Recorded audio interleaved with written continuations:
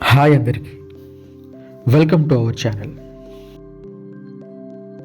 ధ్యానం ఎందుకు చేయాలి, అసలు ధ్యానం వల్ల కలిగే లాభాలు మరియు మార్పులు ఏంటో తెలుసుకుందాం.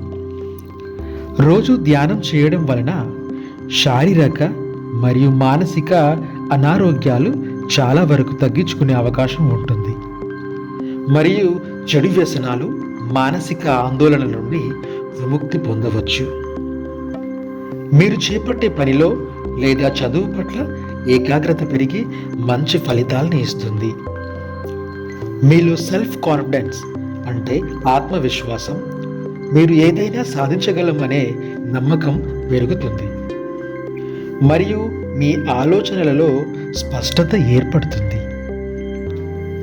మంచి జరిగినప్పుడు పొంగిపోయి, చెడు జరిగినప్పుడు కృంగిపోయే పరిస్థితి నుండి మంచి చెడు లాభ నష్టాలు సమానంగా స్వీకరిస్తారు. ధైర్యంతో నిలబడగలుగుతారు.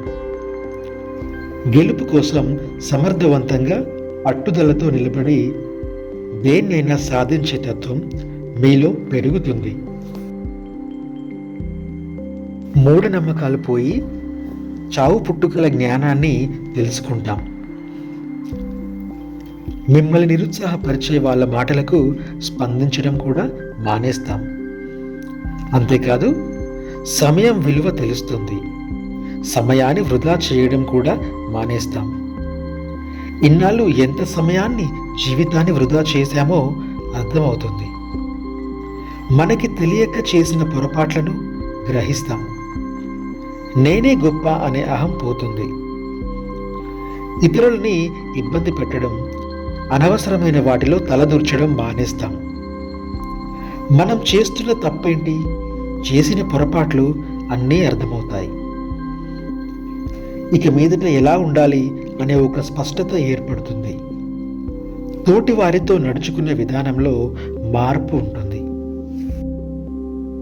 మన వలన ఎదుటివారు నష్టపోకుండా, ఇబ్బంది పెట్టే పనులు చేయకుండా జాగ్రత్త పడతాము. సహాయం చేసే దృక్పథం పెరుగుతుంది. నిందించడం, దూషించడం మానేస్తాము. ప్రవర్తనలో పరివర్తన వస్తుంది. ఎదుటి వాళ్ళతో మాట్లాడే స్వభావం మారిపోతుంది. ఆహారపు అలవాట్లు మారిపోతాయి. ధ్యానం మనం ఉన్న స్థితి నుండి ఉన్నత స్థితికి నడిపిస్తుంది. హింస నుండి అహింస వైపు, జ్ఞానం నుండి ఆత్మజ్ఞానం వైపు, మానవత్వం నుండి దైవత్వం వైపు నడిపిస్తుంది. ధ్యానం ఎందుకు చేయాలి అనే ప్రశ్నకు సమాధానం కన్నా ఒకసారి ఏకాగ్రతతో ధ్యానం చేసి చూడండి. సో ఫ్రెండ్స్, శ్వాసను గమనిస్తూ ఆలోచన రహితమైన 21 రోజుల ధ్యాన సాధనను ప్రారంభిద్దాం.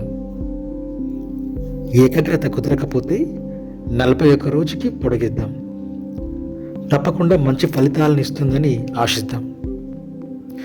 ఆ తరువాత సమస్తం మనలోనే ఉన్నాయని అర్థమవుతుంది.